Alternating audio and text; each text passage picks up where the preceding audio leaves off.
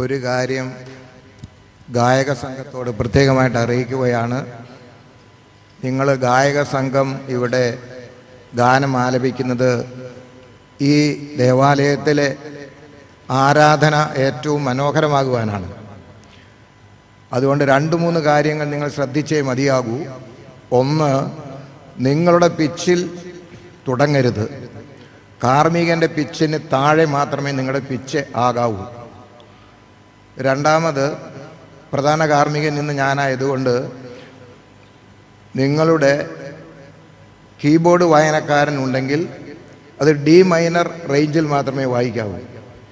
Mic operate ചെയ്യുന്നയാൾ bass voice cut ചെയ്ത് maximum വോളിയത്തിൽ അത് ക്രമീകരിക്കണം.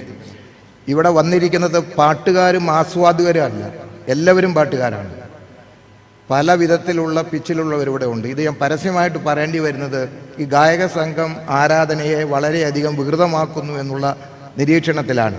ഇത് പരസ്യമായി പറയേണ്ടതല്ല എന്നെനിക്കറിയാം, പക്ഷെ എന്തുകൊണ്ടോ നമ്മുടെ സഭയിൽ അങ്ങനെ ആയിപ്പോയി. അതുകൊണ്ട് നിങ്ങൾ ഇതെല്ലാം സത്യസന്ധമായി പാലിക്കണം.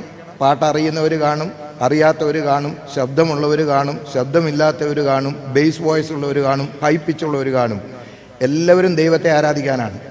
അതുകൊണ്ട് ഈ ഗായക സംഘം അവരുടെ പിച്ചിൽ മാത്രമേ പാടൂ, അവർക്കിഷ്ടമുള്ള ഗീതങ്ങളെ ട്യൂണെടുക്കൂ എന്ന് പറയുന്നത് ദയവായി ഞാൻ ആരാധന അർപ്പിക്കുന്ന സ്ഥലങ്ങളിൽ ഉണ്ടാകരുത്.